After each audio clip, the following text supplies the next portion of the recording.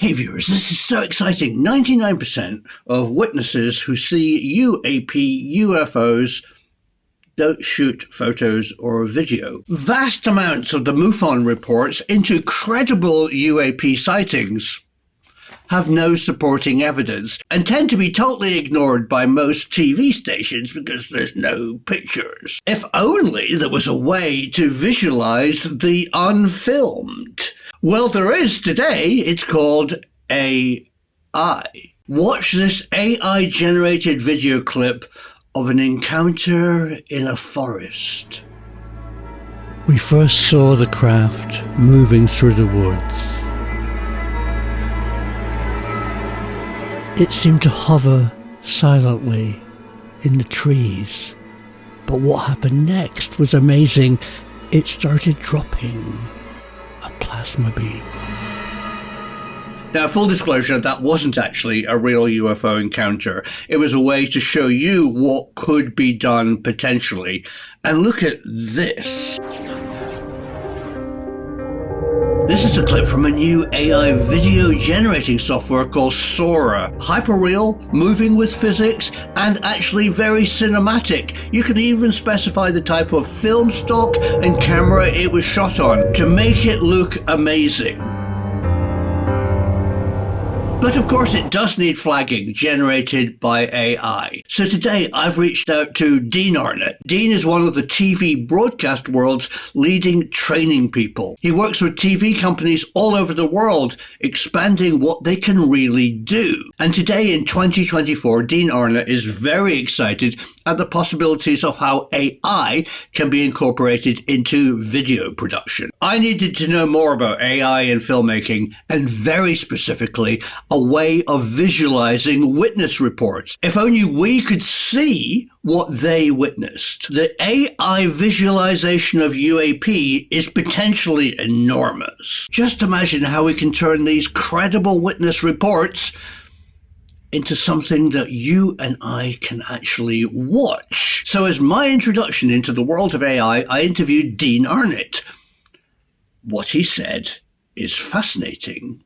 So, Dean, I've played with image generation, and I found that it's overly simple. You know, if I type in UFO in the woods, it's a 50s flying saucer, and I want to modify how it looks, and the wood's wrong, and it's not at night.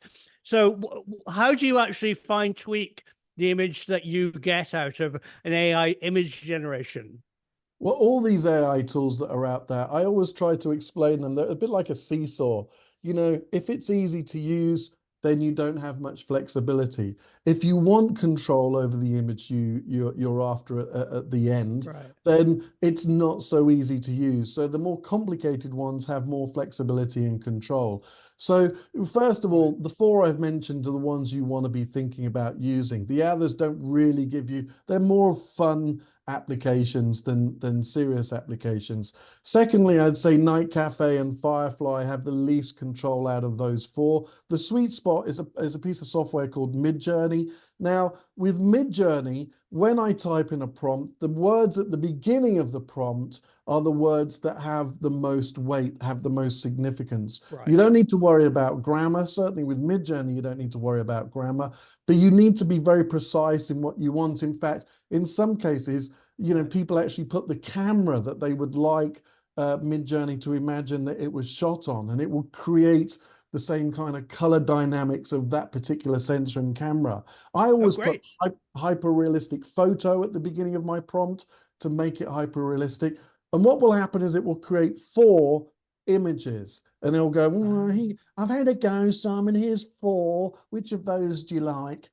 Probably in that voice. And you go, well, this one, I like this one, but it's not quite right. So can you do have another go at this one? And what it'll do is it'll put the prompt up again, and you can then change the prompt and go, well, no, I don't want this.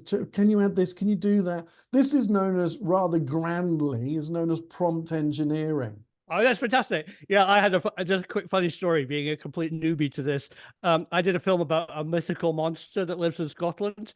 And one of the people in the myth, it has a nest. It lives underwater in its home. So I typed into an AI, none of the ones you mentioned, a cheap one. I typed in monster at home underwater. It was a monster in the living room with water on the floor. I went, yes, that's brilliant. I wanted a weird thing under the ocean. It took me too literally. I found it very amusing.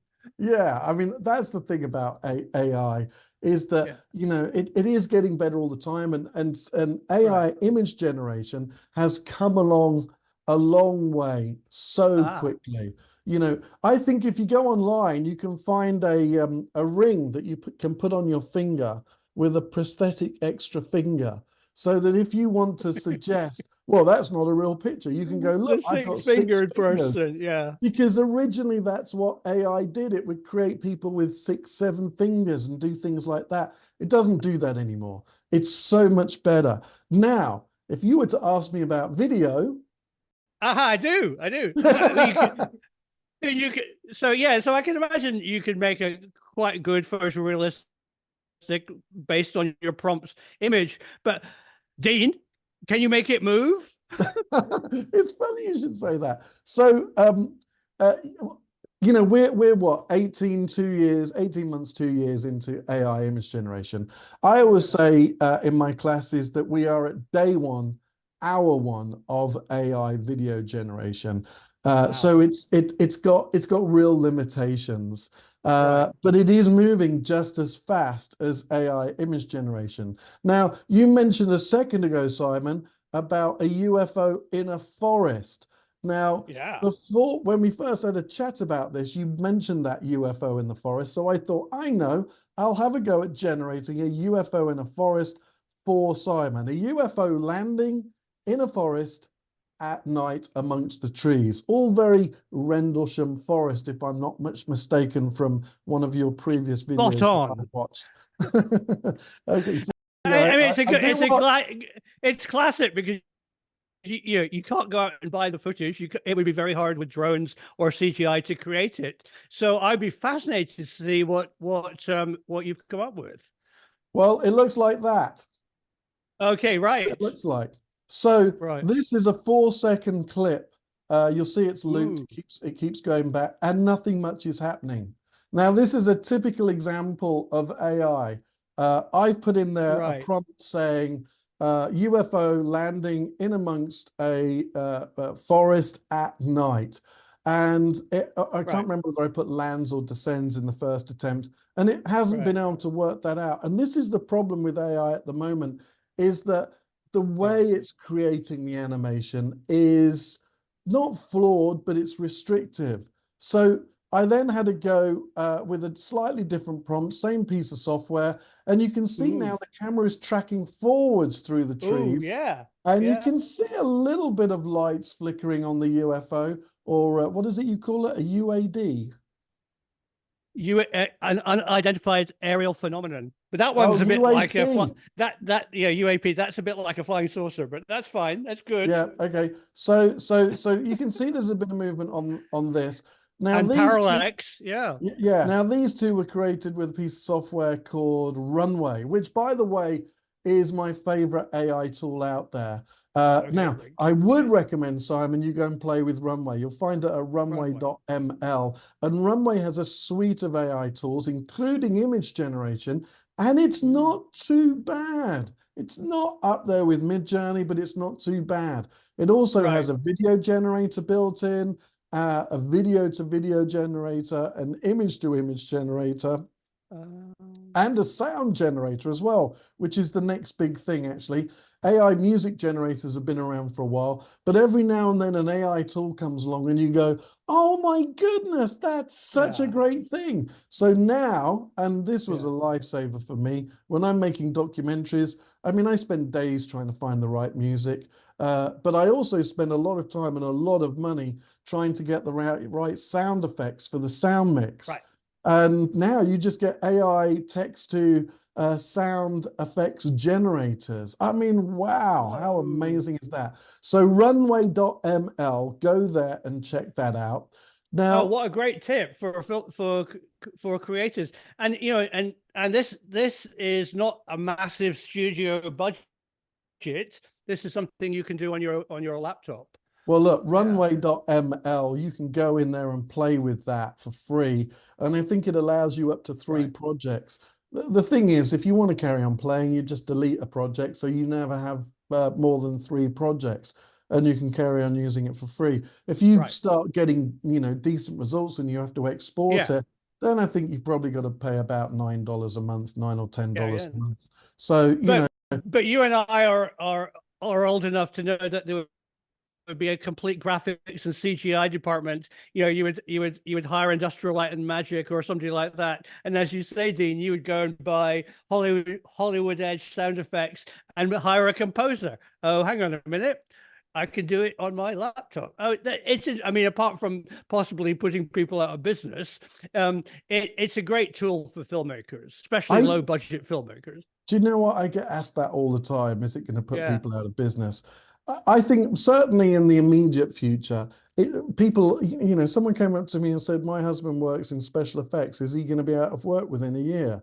And I said, no, he's not. He's just going to have to learn different tools. We won't be using the same tools. We'll be using AI-powered tools. So here's a case in point, Simon, coming back to your UFO. Here's another attempt I made at it. Ooh. Now, this is using a different piece of software.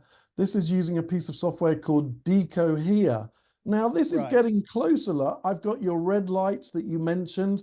It's not actually descending, and everything's a little bit blurred. And I suspect if you saw a UFO in a forest, maybe it would all be a bit blurred and a bit weird. But it's still not descending or landing. Now, if I go to another piece of software called Pika Labs, this is what Pika Labs does. Now it's flashing, and now we've got red plasma coming out of it. The point is, none of them are descending. None of them are coming down. So what we have to do, and I've got another one for you as well. I forgot I did a few for you. Here's another one. This one's actually that one's good. Through the trees. Look, we're tracking through the trees with it. The point is, if you want to create the shot that you're after, I think you would use a combination of tools. You might use image generation. You might use some compositing tools. Probably, by the way, compositing tools, the kind of which you'd find in Runway. Now, I'll give you a perfect example of what I mean. So often you go on a shoot and someone with you says, why don't we do the interview? We're on the top floor of a skyscraper. Let's do an interview against the window. So you've got all the cityscape behind. And you kind of sigh because you know it won't work because it's too bright outside. You'd have to put too much light on the interviewee. You're not going to get the shot. But you can now. Because all you do is you film your interviewee in front of the window all burnt out. You lock the camera off, move the interviewee out the way, expose for the background. Now, I haven't used a green screen. We throw the original interview into Runway, click a couple of buttons. Seconds later, it's cut out your interview perfectly, pixel perfect. And then you composite your background in the background. So it's using a combination of tools that we would probably create your UFO landing. So we'd create it in one, we'd composite it with a different AI tool through the trees, and we would create the effect we want. And using traditional video editing techniques of compositing. Potentially, yes. I mean, and this is the point. This is the point. We are at day one, hour one of video generation. So there are issues. It doesn't really understand how the human body walks. It doesn't understand the movement of real things. It basically is creating, and there are a few things it understands. It's very good at C. So here is a prompt. I asked it to create a submarine surfacing amongst the sea. Now, look, the picture quality is great. The submarine looks great. The sea looks great, but it's not surfacing. Because it doesn't understand the movement of that. It doesn't understand that, right? Yeah, I asked it to create, this is with 2 different pieces of software, an underground train coming into the station. And it's done that, but the train kind of morphs. And if you look to the left there, you can see the passengers kind of arrive at the same time as the train does.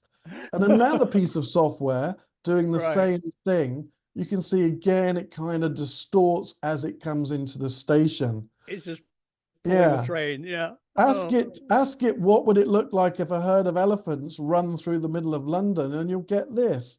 Now look to the right-hand side. There's a businessman in a suit who actually morphs into a baby elephant. Look.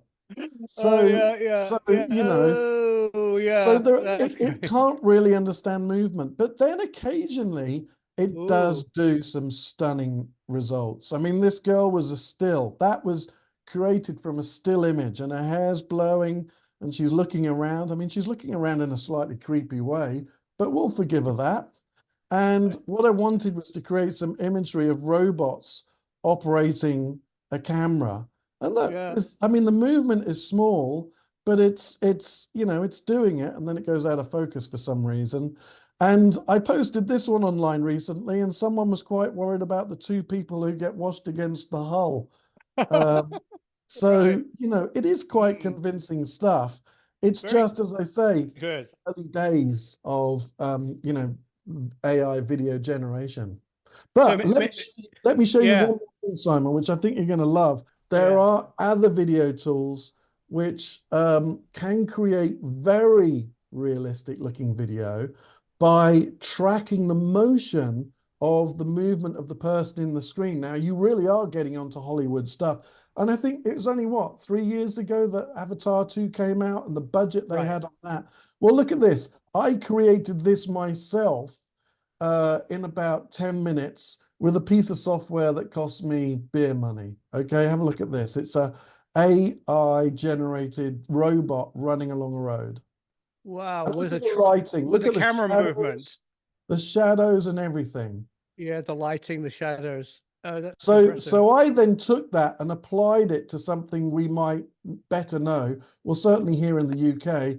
And this is the Houses of Parliament. Look, and I replaced the Labour leader and the Conservative leader with two robots. Wow. Clear. The levels of migration are far. The levels of migration are far too high.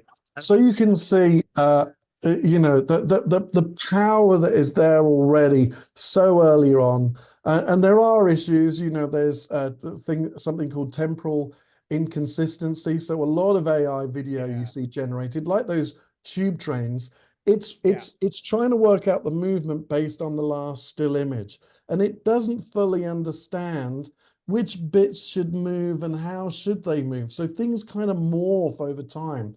But it is Morphing. getting Right. better. And if you want to see how it's getting better, Simon, go into your Google and type in Sora, Sora, and look at the examples of that. That software is not out yet, but that looks absolutely photorealistic. Yeah, And here's also, some examples. Yeah. there's a new one from China called Vidu, Vidu, which is almost as good. That's not out yet, but the demos are out, and it is mind-blowing. And the thing is, Simon, the world's changed. It isn't just about the fact that we don't need to go and buy a camera and an edit suite to make our films anymore. It's also about the fact that the moment when you could rely on looking at a photo or video and therefore knowing that what was being said is true, those Right. days are over. And as a result, that changes so many things in Yeah. society. It does, but I mean, I mean, I think that you know that definitely touches on the kind of a dark side of AI. For me, I see it as very positive in generating stuff which can't be generated in any other way. Your elephants in London or the robots in the House of Commons are fantastic. I mean, and certainly. For me, visualizing stuff that people remembered but didn't have any pictures for. One of the things in the UFO community is there's very little decent video. A lot of it's kind of single point stars at night on an iPhone, and the best recollections of strange encounters are people who just remember what happened to them. And I, as a filmmaker, would and their story is highly relevant, but it's often ignored. So to be able to visualize accurately or to evoke what they saw as a filmmaker would be fantastically powerful. And rather than producing lifelike humans that fall into that uncanny valley category of weirdness, I'm going to use it for the highly strange, and I think it's fantastic. Well, I can't wait. the other thing is, I mean, I mentioned that YouTube management tool earlier on. That's called Yeah. Morise, Morise. You need to check that out. Okay. That's Link. amazing. And the other tool that I would recommend checking out for in the context of what you've just been talking about is an AI tool called Topaz or Topaz AI. And that's a video enhancement tool, the likes of which using AI to enhance poor quality video. You see it in these detective films where, and in Blade Runner, zoom in 22, left 23, zoom in. It exists now. It's there now, and it's called Topaz. So when it comes to kind of enhancing poor quality video, it's arrived. Can't wait to try that. Now that sounds brilliant. So do you think we're going to have to flag AI created videos online? Are we going to enter this world where we don't really know what we're looking at? Well, I think the answer is both things, Simon, actually. I think we will have to label stuff as AI. There's probably going to be legislation that tells us to do that. Whether everyone will, of course, is another thing. AI tools are about more than just creating content. They can help you with so many aspects of the production process. With as I've said, with the research, with helping you acquire content. It's not just about generating synthetic media, but those organizations that do generate synthetic media and put it on their output, they risk undermining their integrity and their trust with the audience. Because if the audience see a picture of a ship that's crashed through a great big bridge in America, they're going to go, oh yeah, that's probably AI. This channel's always putting AI pictures up.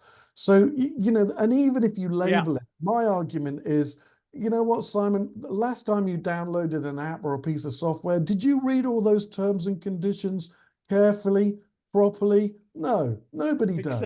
Nobody does. Right. No, I think that's really frustrating. I think that was, I can't, it drives me bonkers to do those agreements because, what's your choice? I'm not going to use it, or I'm going to agree, and I'm not going to read it all. I think people should be obliged to not collect personal data rather than you give them permission to do so. Yeah. So, well, Dean, that was lots of really good advice. I'm super excited to incorporate AI in my particular case, into visualizing stuff which can't be visualized, and probably initially will shy away from creating lifelike stuff. And I'll probably label everything as well. But I can't wait. My fingers are itching to get onto AI image generation. And so when you did the UFO in the forest at night, it was a still image. So some of them also offer to turn it into something that's moving. So all of the ones that you looked at were all videos. They were all moving videos. But the distinction is that the movement was very limited. So this is the problem. AI still doesn't understand, well, okay, you want me to put movement in, but which is the flying saucer and which isn't? What does descent mean? What should I do? So the movement was quite limited on those pictures. And as I said at the beginning, the results were quite disappointing. I took two approaches with 3 different programs. One was to create a still image on Midjourney and say, this is the starting point, animate this. And Midjourney will get you a better starting point because it's a better image generator. Or the second approach was to type in just a text prompt, and the video generator creates a still image, usually 4, and you choose which one you want to go with, and then it animates that into a video. And again, the video generators I used were Runway, Decohere, and Pika Labs. There are others, but I think right now, those are the ones that you want to be playing with. But I was very impressed with your robot running along the road with the sun and all the shadows. In that, you actually had did you specify that camera move? You know, So that, no, so that's a completely different process. That right. is video generation, but that's a completely different process. That's a piece of software called Wonder Dynamics. And what it does is you take real video, you feed it into it. And I'm actually working on one at the moment with a robot digging a road amongst loads of other human workers. But I'm having to do a little bit of compositing and moving mat work on that because it's not Sure. tracking the shovel quite right. But what it does is you put real video into it. It spots where the human is, and you say, right, I want you to motion capture this human. And then it follows the camera movement, the lighting, and the movement of the human. And then you replace it with whatever animal or creature or robot you want. So that was a drone shot or a camera car shot of something, a human running, that you replaced it with a robot. I just grabbed a piece of stock footage and fed that in. I mean, I think if you look on my social media, I've also got a shot of two guys fighting, physically fighting, right? And I've turned one into a robot, and they're doing all this kind of, and it just looks like a Hollywood shot. Oh, that's very exciting. Oh, I must have a play with that as well. And then the same with the House of Commons. You replaced people. Yeah. And what I've had to do there, and this is what I mean about using more than one piece of software.